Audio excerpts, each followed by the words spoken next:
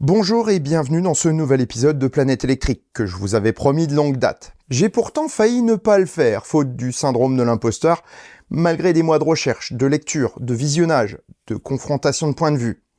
Aujourd'hui, au moment de tourner la vidéo, j'ai eu un soudain doute lorsque je vois certains commentaires sous mes vidéos et le peu d'ouverture d'esprit de certains, sans parler des connaissances de certains commentateurs sur un sujet donné. J'ai eu envie de tout balancer à la benne et de repartir sur mes sujets habituels sur la voiture électrique. Pourtant, un bon mot d'un youtubeur, Gontran H, qui n'a pas sa langue dans sa poche et beaucoup d'esprit, a dit sur Twitter juste au moment où je me questionnais: nous sommes de plus en plus capables d'exploser et de moins en moins de s'enflammer. Du coup, je me suis dit que l'enthousiasme méritait bien de risquer une petite explosion. J'ai trouvé ça plus que pertinent pour cet épisode où on parlera plus de combustion que d'explosion, au sens propre du terme, car aujourd'hui, nous allons parler du nucléaire, de son utilité, mais aussi de la question de son futur.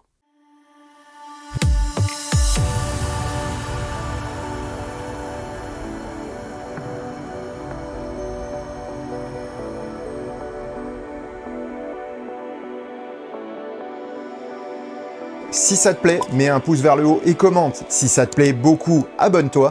Et si ça te plaît vraiment beaucoup, dis-le partout.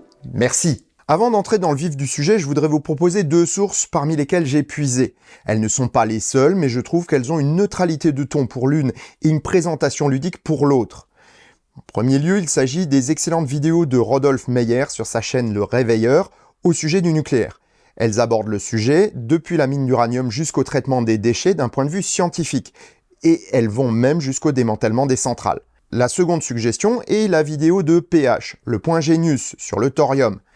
Elle est fun, mais elle a surtout le mérite de présenter les choses d'un point de vue scientifique, en évitant de tomber dans l'enthousiasme béat de certains défenseurs de telle ou telle technologie. Il a d'ailleurs aussi une playlist de vidéos sur le nucléaire qui est plus accessible que celle de Rodolphe, qui sont certes plus complètes, mais aussi plus velues à comprendre. Bien entendu, nombre d'articles et de vidéos sont publiés sur le sujet, et je vous invite à vous y plonger en gardant votre esprit critique activé. Vérifier les sources, les recouper et les remettre en question est bien entendu nécessaire pour se faire une bonne idée d'un sujet. Et comme disent les complotistes, lorsqu'ils n'ont plus réponse aux objections, faites vos propres recherches. Mais je rajouterai, pas n'importe comment. Les sites officiels, les organismes reconnus et les publications scientifiques sont toujours plus fiables que les articles sensationnalistes des putaclistes, qui ont bien souvent beau jeu de ne vous présenter que ce qui les arrange et occultent ce qui ne va pas dans leur sens. Quoique parfois, les publications partiales ont aussi leur intérêt, comme vous le verrez plus tard. Enfin, pour finir cette introduction, je voulais vous dire pourquoi je fais cette vidéo, qui n'a pas de lien direct avec le thème de la chaîne. Premièrement, j'avais évoqué la possibilité de faire un tel épisode et vu le nombre de messages enthousiastes, j'ai pas eu le choix de la faire. Je me suis fait piéger à mon propre jeu, quoi. J'ai par contre pris beaucoup de temps pour faire les recherches les plus exhaustives possibles afin d'avoir un avis éclairé sur le sujet. Cette vidéo toutefois ne fera qu'effleurer le sujet et on ne pourra pas parler de tout, sinon il y en aurait pour plusieurs heures. En second lieu, je l'ai fait car je pense que dans notre monde où tout va trop vite, nous sommes informés de plein de choses différentes, et cela nous donne une fausse impression d'expertise. Dans le monde de la voiture électrique, je suis souvent étonné que certains parlent de nucléaire sans jamais avoir creusé le sujet. Tout au plus, j'ai des fans de telle ou telle technologie nouvelle, comme les réacteurs au thorium, mais qui ne sont pas allés creuser le sujet dans la globalité. Bien entendu, de temps en temps, j'ai des experts sur le sujet, et même des gens qui ont travaillé dans le domaine concerné. Au départ, cette vidéo devait être dédiée à la technologie du thorium, mais finalement je me suis dit qu'y ajouter des notions de durabilité ainsi qu'un contexte général était bien mieux. Dans cette vidéo, j'ai traité le sujet d'un point de vue scientifique et technique en laissant de côté les polémiques et opinions politiques. Je vous donnerai pourtant mon avis personnel en fin de vidéo, et celui-ci n'engagera que moi, même s'il repose sur plusieurs mois de documentation dont les articles avaient parfois des points de vue très différents. Ceci étant, nous allons nous plonger dans le monde merveilleux de l'atome pour y chercher le futur. Ou pas. La machine de von Neumann, vous connaissez? Pour résumer très simplement, c'est une machine autoréplicatrice. Imagine une machine dotée d'une intelligence suffisante pour trouver et traiter tous les matériaux nécessaires à la construction d'une copie d'elle-même. Sa construction même permet de construire une copie à partir de ses ressources. Chaque copie est également dotée de ses capacités et se réplique elle aussi. On se retrouve très rapidement avec des milliers, puis des milliards de copies qui remplissent de plus en plus rapidement tout l'univers connu. Voilà qui est la source de bien des scénarios de science-fiction. Mais pourtant, est-ce réaliste? Avoir la matière, ce n'est qu'une partie de l'équation. Pour que cela fonctionne, il faut aussi l'énergie. Cette courte introduction peut vous sembler décalée par rapport au sujet du nucléaire, mais en fait, la machine de von Neumann colle parfaitement à notre sujet. Pour produire des énergies propres et renouvelables, nous avons besoin de matériaux, afin de construire des panneaux solaires, des éoliennes ou autres turbines hydroélectriques. Mais aussi d'énergie. Si on construit un panneau solaire qui doit alimenter une machine qui produit des panneaux solaires, il devra fournir de quoi miner, raffiner, manufacturer tous les matériaux d'un nouveau panneau. Cela peut prendre énormément de temps pour réunir une telle quantité d'énergie avec un seul panneau. Et c'est pour cela que les générations successives de panneaux mettront des siècles avant d'arriver à une production industrielle significative. Cela risque même d'être un peu tard pour contrer le changement climatique. Vous ne pensez pas? Imaginons que nous donnions un petit coup de pouce à notre machine qui produit les panneaux. Apportons-lui de l'énergie en quantité et elle sera bien plus rapidement autosuffisante en énergie, puisque les panneaux produits seront bientôt assez nombreux pour produire assez d'énergie pour la génération suivante. Eh bien, c'est ce qui est en train de se passer. Pourtant, apporter cette énergie à partir de matières fossiles empire le problème climatique que le panneau est censé combattre. Mais une autre solution de transition à très faible émission de carbone est possible, et nous l'utilisons déjà massivement en France, le nucléaire. Avant de parler de futur, il est nécessaire de parler un peu du passé. Comme bien souvent dans les sciences actuelles, les origines d'une notion remontent à l'Antiquité grecque. Ah, attention toutefois, on ne parle pas ici d'élucubration comme les pyramides électriques de Maître Gims, ou des théories pétées des petits hommes verts venus apporter la connaissance à la préhistoire. L'histoire que je vais vous raconter maintenant est parfaitement documentée et attestée par des historiens compétents et les écrits sont parvenus jusqu'à nous. Vers 400 ans avant notre ère, le philosophe Démocrite suggère que la matière ne peut pas se diviser à l'infini. Il pense que la matière est composée de grains indivisibles. En grec ancien, tomos veut dire séparable ou sécable. Le préfixe a signifie son contraire. Le mot atomos est donc créé, et ce qui nous a conduit au mot actuel atome. Le problème dans cette histoire, eh bien Démocrite est un scientifique et il reconnaît bien volontiers qu'il n'a pas de preuve de ce qu'il avance et que son idée n'est qu'une supposition qu'il faut vérifier avant de la croire vraie. Tel n'est pas l'avis d'Aristote, qui lui base toute la matière sur les éléments que sont la terre, le feu, le vent et l'eau. Il n'a pas plus de preuves, mais son aplomb à affirmer que c'est la vérité et son habileté à présenter quelques exemples où son concept marche font que sa théorie, pourtant erronée, est adoptée pendant plus de 2200 ans. En 1805, John Dalton reprend l'hypothèse de Démocrite pour tenter d'expliquer les réactions chimiques. Toujours sans preuve expérimentale, ses travaux aboutissent à un résultat qui penche tout de même vers l'hypothèse atomique, même s'il n'a pas encore de preuves scientifiques. Il faudra encore attendre un siècle pour que le physicien et chimiste français Jean Perrin prouve par l'expérience que la matière est bien composée d'atomes. Et pourtant, même si l'atome existe bel et bien, Démocrite se trompait sur un point, l'indivisibilité de l'atome. En 1911, le néo-zélandais Ernest Rutherford met en évidence l'existence de l'électron, puis quelques années plus tard du proton. Il supposera aussi l'existence du neutron, mais c'est le Britannique James Chadwick qui prouvera son existence en 1932. Bon, avant de perdre tout le monde, je vais faire ici une petite parenthèse sur les particules subatomiques. À l'époque de la découverte de ces particules, on pense qu'un atome est composé de 3 éléments. Le proton est une particule à la charge électrique positive, il se trouve dans le noyau. C'est le nombre de protons qui détermine la matière qu'on observe à l'échelle macroscopique, ce que l'on voit sans instrument de mesure, quoi. L'hydrogène a un proton, l'hélium 2, le carbone 6, etc., etc. On obtient donc une table des éléments ou table de Mendeleev. Comme un atome est électriquement neutre, autour de ce noyau de protons gravitent des électrons en nombre équivalent aux protons. Ils sont chargés négativement. Au sein du noyau se trouvent également des neutrons, particules neutres qui participent à la masse d'un élément et à sa stabilité. Si le nombre de protons détermine l'élément, le nombre de neutrons peut varier. On parle alors d'isotopes. Chaque isotope a des propriétés différentes. Pour illustrer ça, on peut parler de l'exemple du carbone. Son isotope carbone 12 est stable, tandis que le carbone 14 est radioactif et légèrement instable. Le carbone 14 va se dégrader lentement en carbone 12 avec le temps, ce qui permet de dater des éléments qui en contiennent en mesurant combien il reste de carbone 14 dans l'élément à dater. Théorie et expérience démontrent que ces particules ne sont pourtant pas encore le niveau ultime de la matière, et qu'elles sont composées de particules encore plus petites, comme les quarks par exemple. Non, pas celui-là, celui-là. Toutefois, je n'en parlerai pas ici, car le niveau de compréhension de la matière au niveau atomique nous suffit à expliquer toutes les technologies nucléaires actuelles. Tiens d'ailleurs, pourquoi parle-t-on de physique nucléaire et non de physique atomique ? Lorsqu'une réaction implique des atomes dans leur ensemble en les associant, les dissociant ou en les chargeant électriquement, on fait de la chimie ou de l'électrochimie. Les molécules sont des assemblages d'atomes qui ne sont pas modifiés en eux-mêmes, et les ions sont des atomes ayant perdu ou gagné un électron temporairement. En revanche, si l'on modifie le noyau atomique ou nucléus, composé de protons et de neutrons, on parle alors de physique nucléaire qui se passe dans le noyau. On distingue deux types de modification du noyau, la fission et la fusion. La fission, c'est lorsqu'on casse un noyau pour en obtenir deux différents, et la fusion, lorsqu'on assemble deux noyaux pour en obtenir un seul.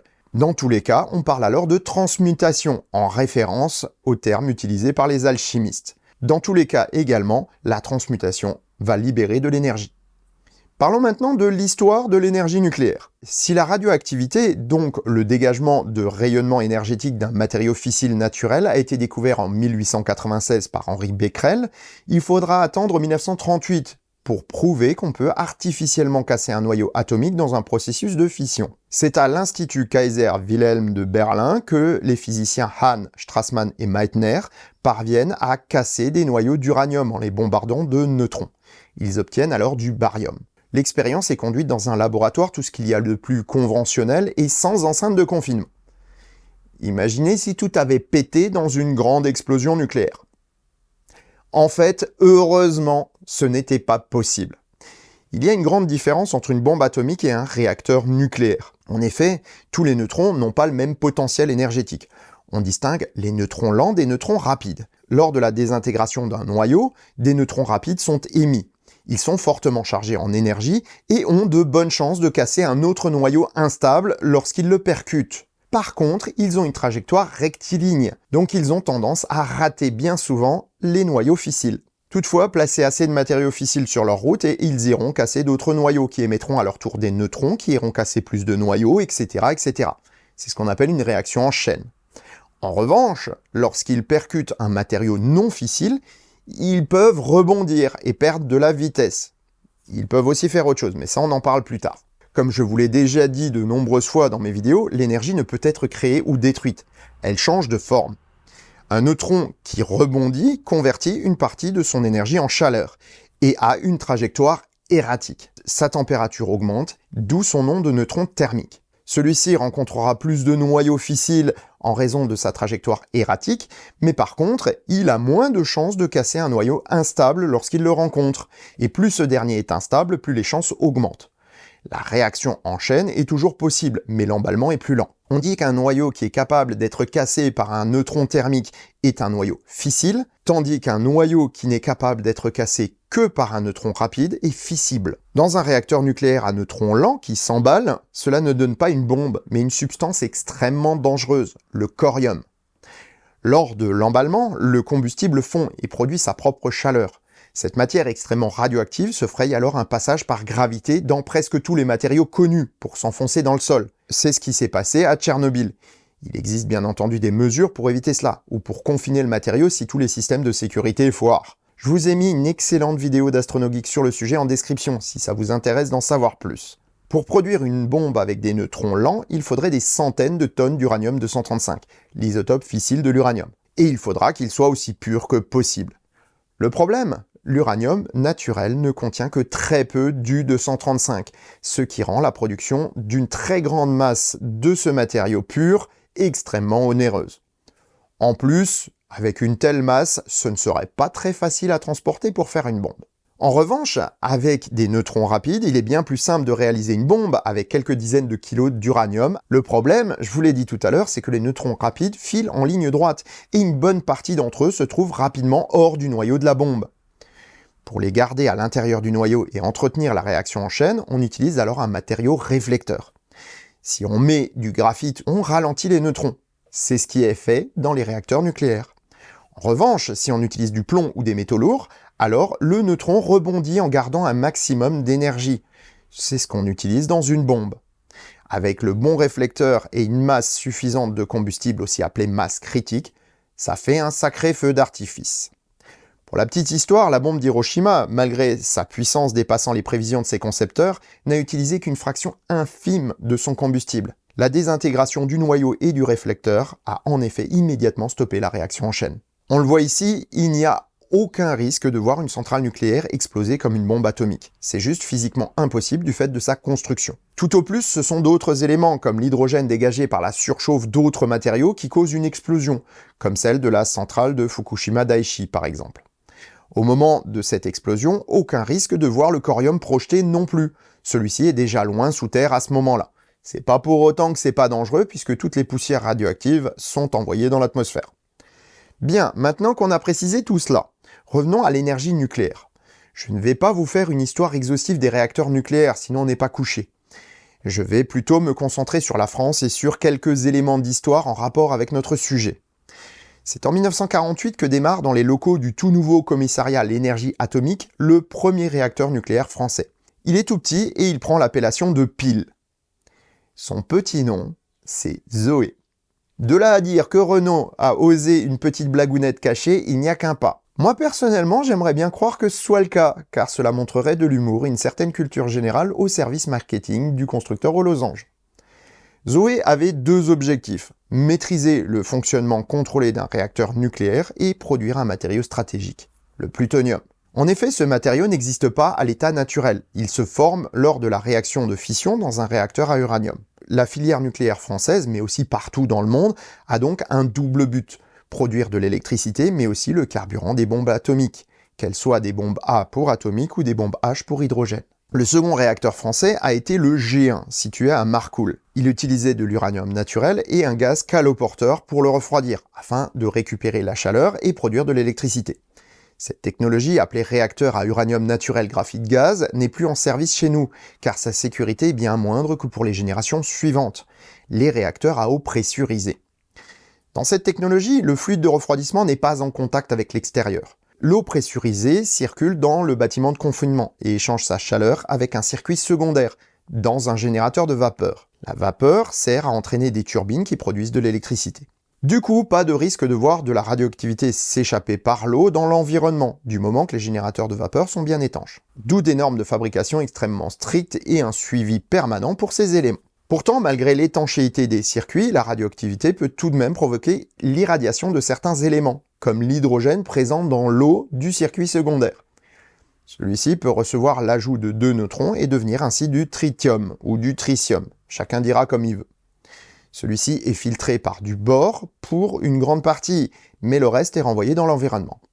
Cela n'a pas de conséquences sur la radioactivité globale à court terme en raison des quantités, ni à long terme d'ailleurs, puisque le tritium se dégrade rapidement en deutérium et en hydrogène qui, eux, ne sont pas radioactifs. Une centrale à charbon, par exemple, rejette bien plus de produits radioactifs dans son fonctionnement. Le charbon n'est en effet jamais totalement pur et ses impuretés contiennent uranium, thorium, radium, polonium et tritium. Les rejets peuvent être plus importants lorsque le charbon est de mauvaise qualité, mais cela reste largement en dessous des seuils de dangerosité.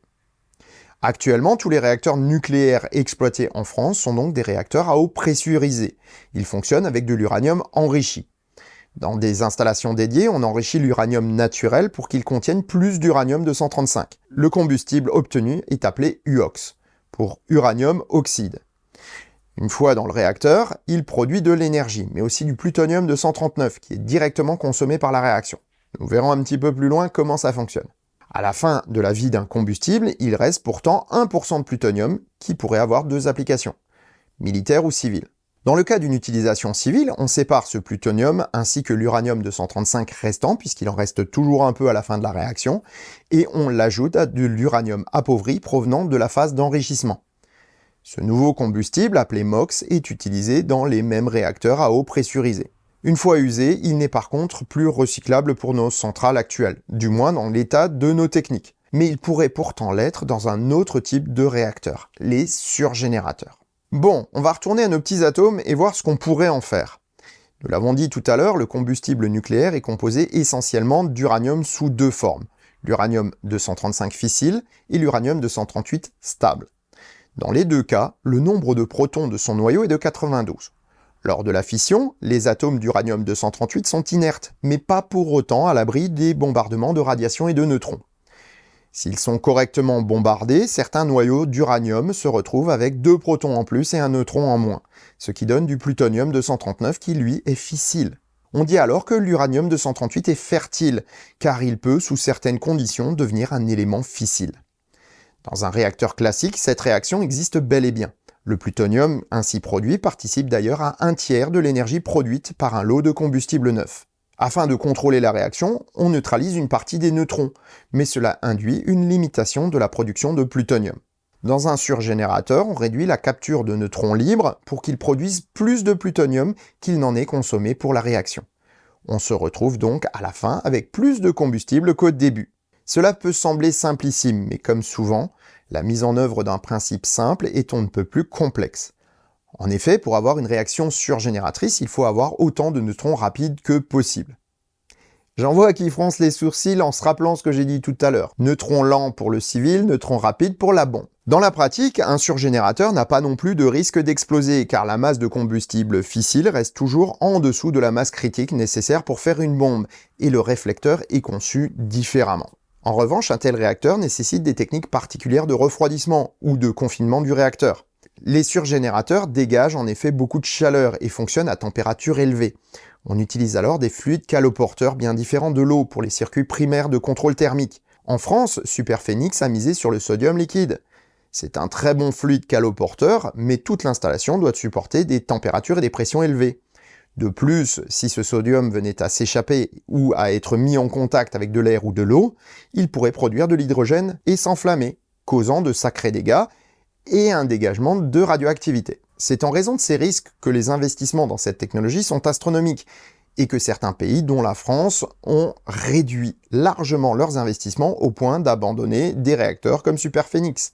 Si la transmutation d'un matériau fertile était possible avec des neutrons lents, ce serait alors un grand pas vers une énergie nucléaire plus propre. Eh bien, cela l'est, mais pas forcément avec de l'uranium, enfin pas directement.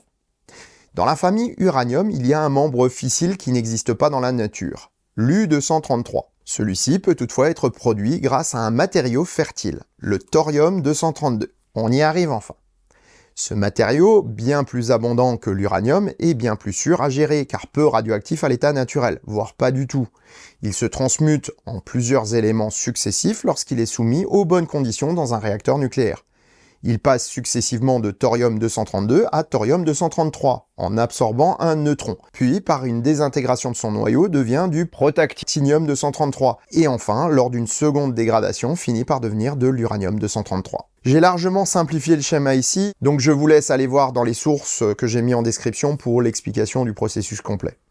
Cette réaction met environ 27 jours à se faire. On peut utiliser le combustible ainsi, mais il est préférable de le dissoudre dans des sels fondus, ce qui permet d'avoir une réaction très homogène et un réacteur bien plus sûr. Une fois qu'on a une bonne proportion d'uranium-233 et de thorium dans le mélange, la réaction va devenir surgénératrice, jusqu'à ce qu'il n'y ait plus assez de thorium pour l'entretenir.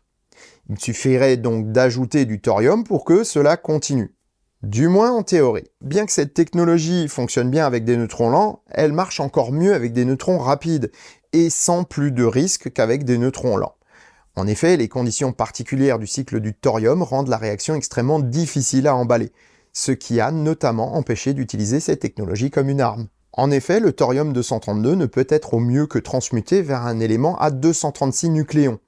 Cela empêche donc la production de plutonium, mais aussi de résidus de réaction, comme certains actinides mineurs, qui sont des déchets radioactifs bien peu sympathiques, et très compliqués à retraiter. Il est d'autant plus facile de gérer les combustibles qui sont liquides, et donc retraitables directement sur le site du réacteur, contrairement aux crayons combustibles du cycle de l'uranium. Notez qu'un surgénérateur à sel fondu pourrait fonctionner également à l'uranium. Autre avantage du thorium, son abondance. Même pour des besoins énergétiques importants, les filons existants peuvent nous fournir de l'énergie pendant des milliers d'années, tout comme les déchets que nous avons déjà accumulés depuis la création de l'énergie nucléaire en France. Toutefois, l'avantage du thorium est que son réacteur fonctionne à pression atmosphérique avec des matériaux caloporteurs très stables, ce qui rend le processus beaucoup plus sûr que le cycle de l'uranium. De plus, cette technologie permet d'avoir des réacteurs très adaptables à la demande. Un réacteur au thorium peut, sous certaines conditions, faire varier la puissance délivrée de manière plus importante qu'un réacteur classique à eau pressurisée. Et enfin, cerise sur le gâteau, en cas de problème dans le réacteur, il suffit de vidanger la chambre du réacteur vers des réservoirs de secours pour couper immédiatement la fission, et donc la surgénération. Sécurité assurée, on n'a plus de risque de voir du corium se créer. Voilà qui met l'eau à la bouche. On se dit qu'on tient notre énergie de demain, et même de demain matin. Ce n'est pourtant pas aussi simple, car le thorium a aussi quelques piccolo problèmes à gérer. Dans la majorité des publications qui font la promotion du thorium, on n'y trouve que les avantages. Pour trouver la vérité, on doit parfois se plonger dans des publications qui sont contre le sujet et sont un peu limite question objectivité. Je suis donc allé voir certains sites anti-nucléaires. Et bingo! Au milieu de données au mieux détachées de leur contexte et au pire falsifiées, j'ai trouvé ce que je cherchais. Des informations contre le thorium qui sont parfaitement fondées. Premièrement, pour lancer le cycle du thorium, on a besoin de créer de l'uranium-233, chose qui peut être problématique. En effet, pour lancer le processus, il faut de l'uranium-235 ou du plutonium-239, donc une filière qui les produit. Selon des études sérieuses, l'utilisation d'uranium-233 résultant de la réaction d'un réacteur au thorium pour démarrer d'autres réacteurs demanderait des années. On retrouve notre exemple des panneaux solaires du début et de la machine de von Neumann. Il faut donc avoir une quantité importante de combustible à base d'uranium ou de plutonium si on veut s'en servir pour démarrer des réacteurs à thorium en nombre suffisant. Deuxièmement, si certains déchets nucléaires sont absents de la réaction, il en est d'autres qui posent de gros problèmes, et l'un d'eux plus que les autres. Pendant la réaction, de l'uranium-232 se forme et pollue le combustible. Celui-ci se transmute peu à peu par désintégration en thallium-208, qui est très dangereux. Il émet en effet énormément de rayons gamma très énergétiques.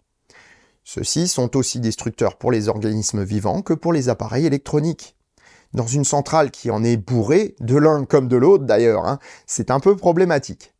Cela veut dire que toutes les installations du réacteur, comme celles nécessaires au retraitement du combustible, devront être blindées contre les rayons gamma. D'autres produits de fission liés au cycle du thorium, comme le Technetium 99, ont des durées de vie radioactives très longues et posent aussi des problèmes de traitement. Troisièmement, les sels fondus sont corrosifs, surtout lorsqu'ils sont portés à très haute température. Avec une circulation des sels permanente, l'abrasion et la corrosion des conduites doivent aussi être prises en compte et gérées. Cela impose des matériaux et des technologies de mise en œuvre de pointe et un contrôle rigoureux des installations.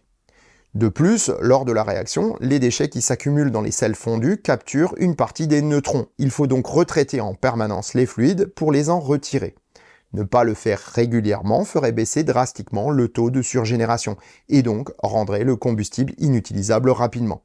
Ce qui veut dire qu'il nous faut une installation de retraitement au sein même des installations du réacteur. Enfin, dernier problème qui reste à résoudre, il n'existe pas encore de tel réacteur en service commercial. Autrement dit, c'est un réacteur de dans 3 ans.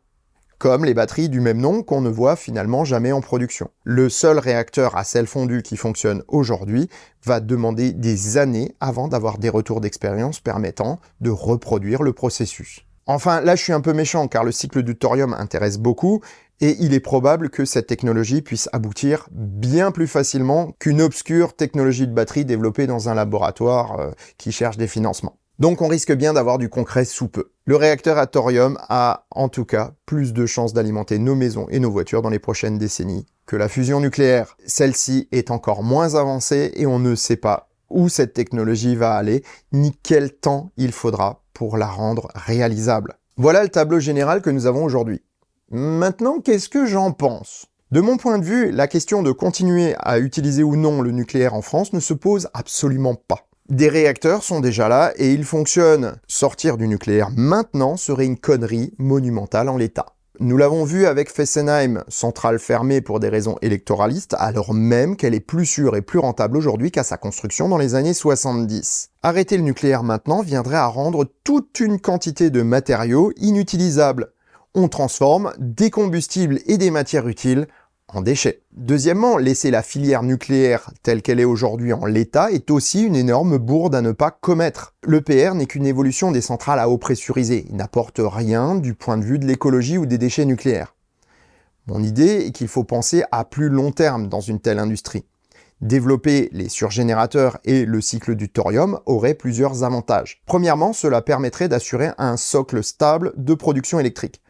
Avec les réacteurs au thorium, on peut éviter de mettre en service de nouveaux réacteurs conventionnels. Bien entretenir ces derniers pour les faire durer permet de produire de l'énergie, mais aussi les combustibles nécessaires au démarrage des réacteurs au thorium ou des surgénérateurs à uranium-plutonium. De plus, les surgénérateurs pourraient produire également du carburant à partir d'uranium-238, fertile, et donc permettre un retraitement du MOX, afin que les réacteurs classiques puissent avoir du combustible sans pour autant miner de nouveaux matériaux. Du coup, les surgénérateurs pourront utiliser les déchets actuels comme combustible, et cela pourrait même également servir à leur retraitement. On valoriserait alors une énorme partie des déchets qui nous posent actuellement souci, et rendrait possible une sortie nucléaire plus propre en laissant moins de matières dangereuses aux générations futures que si on arrête aujourd'hui. En France, on a déjà commencé ce processus en recyclant l'UOX usagé en MOX, ce qui permet d'avoir le kilowattheure le moins carboné au monde, avec 6 grammes de CO2 par kilowattheure contre 12 construction, fonctionnement et démantèlement des installations comprises. Alors pourquoi ne pas aller jusqu'au bout du processus? Utiliser de manière combinée les réacteurs traditionnels et les surgénérateurs permettrait également de se donner le temps de déployer des énergies renouvelables massivement, mais aussi de produire tous les moyens de stockage afin de pallier à l'intermittence de ces moyens de production électrique. Et ce, sans émettre une quantité massive de CO2 dans l'atmosphère, comme c'est le cas si on sort du nucléaire aujourd'hui, sans backup énergétique pour alimenter le pays. Toutefois, il y a quand même des barrières. En particulier pour le thorium. Les recherches techniques doivent continuer, mais il y a également une autre barrière qui est réglementaire. Alors que le cycle de l'uranium dispose déjà des filières bien implantées en amont pour les approvisionnements de combustible et en aval pour les déchets, tout reste à faire pour le thorium. En effet, on n'obtient pas les mêmes déchets et on ne les traite pas de la même manière. Ce n'est pas pour autant qu'il faut laisser cette technologie de côté, car elle a de nombreux avantages. Donc non, poursuivre les efforts dans le nucléaire ne signifie pas de faire l'impasse sur les énergies renouvelables. C'est juste valoriser autant que possible ce que nous avons déjà, pour éviter de jeter aujourd'hui des matériaux et technologies qui peuvent être largement utiles le temps de la transition énergétique. Ce faisant, nous donnons aux énergies renouvelables le coup de pouce nécessaire à une transition durable, sans pour autant brûler massivement de combustibles fossiles. Oui, les énergies renouvelables sont bien plus compatibles avec le long terme que le nucléaire actuel, voire même que les évolutions futures de la fission. Seule la fusion nucléaire, comme expérimentée avec ITER, peut nous offrir des solutions à long terme. Mais rien n'est encore sûr pour cette technologie encore expérimentale.